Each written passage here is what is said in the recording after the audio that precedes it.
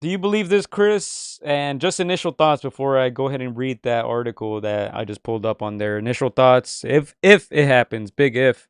How likely do you think is that this fight is next, and what do you think about this fight? Yeah, it's a little shocking. Of course, when we think of Canelo, we want him to fight the very best fights that get us hyped and excited. But we got to be honest, Canelo has cleaned out much of that 168 division. If we had to be real, like there's not a whole lot left to pick and choose from. And of course, when you don't have that, the promoters and the powers that be, they have to go with what makes dollars sense. Again, it's a business.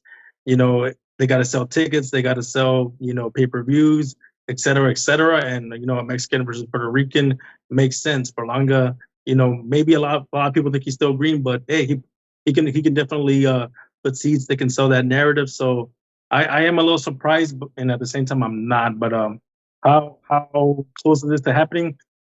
I want to say 65%, 70%. I don't see too many other options that Canelo would want to take. I would agree. Usually we don't come on here and talk about rumors, but this looks like it's pretty much done. I mean, Canelo always surprises us, it seems like. But, with it being already end of July, you got August and then you have September. So they need to come up with an opponent now. What is it? What are they saying? September 14th, I believe. That weekend, T-Mobile Arena, Las Vegas, Mexico versus Puerto Rico. I'll go ahead and read a little bit about a little bit of this article. Mexico's Alvarez, 61 2-2, is the undisputed champion at 168. But it's possible the IBF title won't be on the line as his mandatory defense is overdue. Canelo Berlanga will go head to head with UFC 306, the first sporting event to be held at the Sphere. Wow, I didn't know that. That's pretty cool. But yeah, let's look at Berlanga, 27 years old, 22-0, 17 KOs from Brooklyn, New York, of Puerto Rican descent. His last fight was against Patrick McGrory in February. He got a knockout in that one. And let's go ahead and take a look at his resume. I mean, nothing impressive here. Obviously, we know that. As I said, 22-0, 17 knockouts, 27 years old. Of course, he had that huge streak at the beginning of his career where he was getting all those first round stoppages.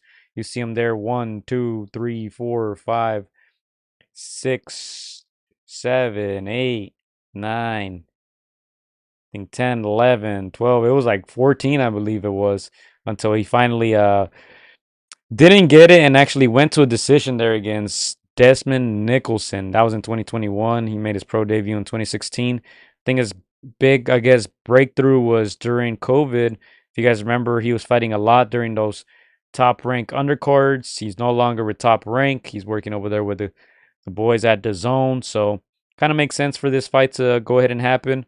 I would say his biggest win is probably this one right here, Romer Alexis Angulo.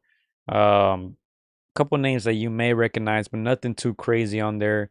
He fought once in 2023, only once surprisingly. Fought once this year, and if he wins the Canelo sweepstakes, Chris, man, that's a lottery for him. With that very thin resume, at 27 years old, if he's able to win that Canelo lottery, it's life changing, obviously, and he's got to consider himself the luckiest man in the world if he indeed gets that fight. Yeah, like you said, Gio, he is now with the zone peeps.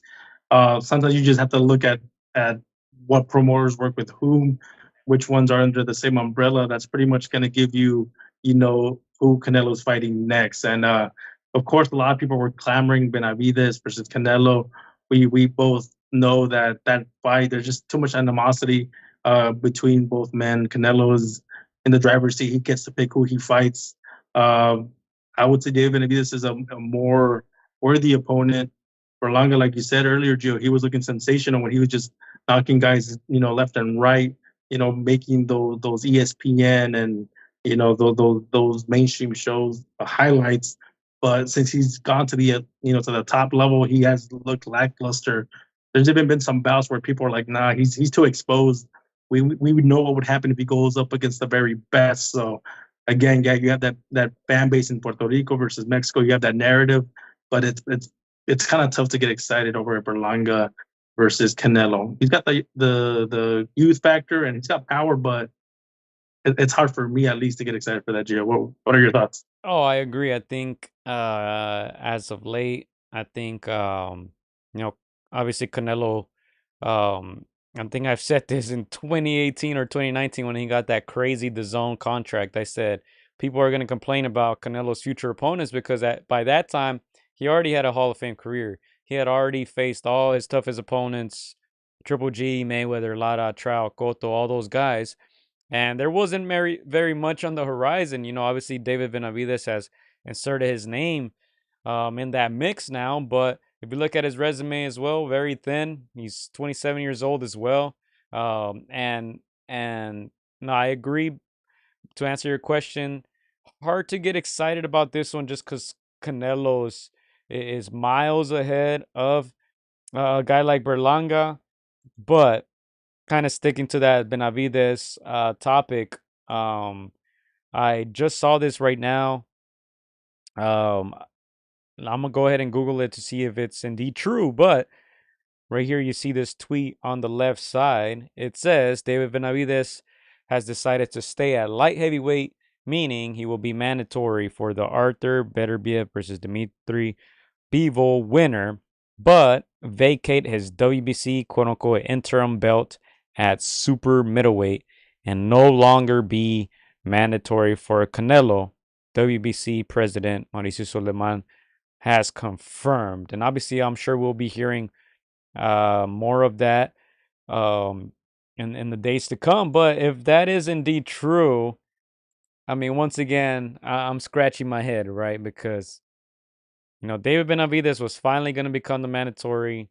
There's this false narrative in the world of boxing that he's been the mandatory for the past 3 years. He's actually never been the mandatory for Canelo. Go ahead and Google it, it's free. He was finally going to become the mandatory in March.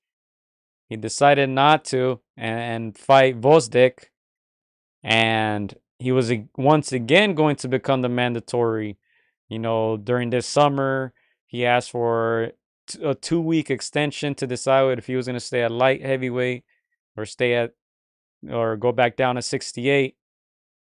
Seems like he wants to stay at light heavyweight. So once again, does he not want the fight? Does he not want to become the mandatory? Because this now tells us that he's turned down that mandatory status twice, not once, but twice. He's staying at 175. Yeah, again, there's a narrative that he's been the mandatory. There's a narrative that he's not. Um, at the end of the day, let's keep it real. Canelo's the one that decides whether he fights these mandatories or not. He's fought them. He's fought them here and there before, but he's the one that chooses who he wants to fight in. And let's keep it real. If Canelo does not like Benavidez, if he doesn't like the guy, across from him talking smack, let's be real. He's not gonna want to fight the guy because he knows that comes with giving the guy a payday. So I think David is just over it. I think like he said it. You can believe this narrative or not. I think he truly believes in his heart that Canelo is holding those belts hostage. He does not want to fight him. Again, you can make your own assumptions there, but I have to at least respect David. He wants to move up to a bigger division with far more dangerous guys, in my opinion. So if he wants to test his mettle against these guys, you got to respect that a little bit, Gio. Again, I wouldn't favor him in those bigger weight classes. Again, there's weight classes for a reason. Just because you look sensational, in those lower weight classes does not mean that's gonna carry over. That's gonna transition to the light heavyweight division. But yeah, man, I think he's just trying to force the hand of Canelo. Gio, if he's able to tackle these bigger guys, these monsters, I think Canelo's gonna have to notice. Uh, just to talk a little bit about Canelo and what he asked for when he wants to fight guys. He does ask for a resume. That's something that he's talked about before. And I think David, in the previous year, I think he's gotten those two names that should have gotten him a Canelo fight. But hey, it is what it is. C'est la vie. Again, I'm not too excited with Berlanga. It almost reminds me of a James Kirkland kind of fight for Canelo. So, yeah, Berlanga's got to do something more, something pre-fight, building up the fight to make us get excited. But because since those knockouts have disappeared, so has the excitement. Yeah, and here Canelo's last five fights. Jaime Munguia, of course, this Cinco de Mayo weekend, 2024. Before that, Charlo in September, John Ryder in Guadalajara in May of 2023, Gennady Golovkin in September 2022, and Dimitri Bivol Cinco de Mayo weekend 2022. So that's how Canelo's coming into this fight. I showed you guys Berlanga, nothing crazy there. You see a lot more UDs rather than KOs, right? He started, as I said, with that first round KO streak, crazy streak at the beginning of his career, and that quote unquote hype has died down a little bit. But like I said, if he's able to get this fight, man, he's gonna consider himself a very, very lucky guy. But as you said, there's not much right now, 168. I think Canelo has wiped that division already. He beat all the champions. Callum Smith, he has since gone up to 175. Billy Joe Saunders pretty much retired him. Caleb Plant is still around, but he did take that loss also to David Benavidez. He's trying to get himself kind of back in the mix now. And then Benavidez now is, you can say, officially moved up to 175. So not much there at 68. I know a lot of people were kind of surprised by that Munguia fight. You can say Munguia kind of going up in weight, but I mean, where else is Canelo gonna get an opponent? I think he's kind of wiped out 160, I think, by default by beating Gennady Golovkin, and now 168 as well. 175 is where those waters get a little deep, so not sure he goes back up to 75.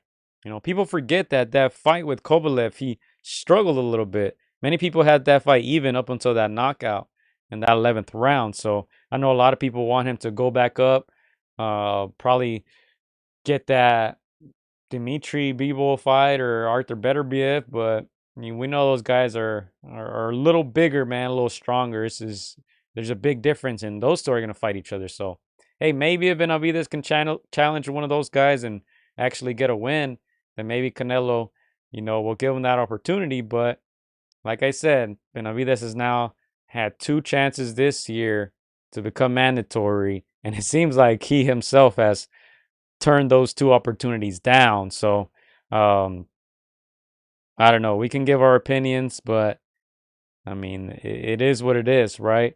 As far as this fight, like I said, they have what, a month and a half, maybe a month and 3 weeks to kind of promote it, to if they are going to announce it, to promote it, get all that. Like they said, I guess they're competing with the UFC that day. It's Canelo. People are still going to watch. People are still going to pay. People are still going to go to Vegas to go watch him fight. So, um, he's one of a kind in that sense. He could kind of fight whoever he wants and still, sell, still make his 35, 40 mil. We'll see if this fight is officially finalized, probably by the time we come back next week. Um, but it seems like you, just like myself, wouldn't be surprised if it actually happens.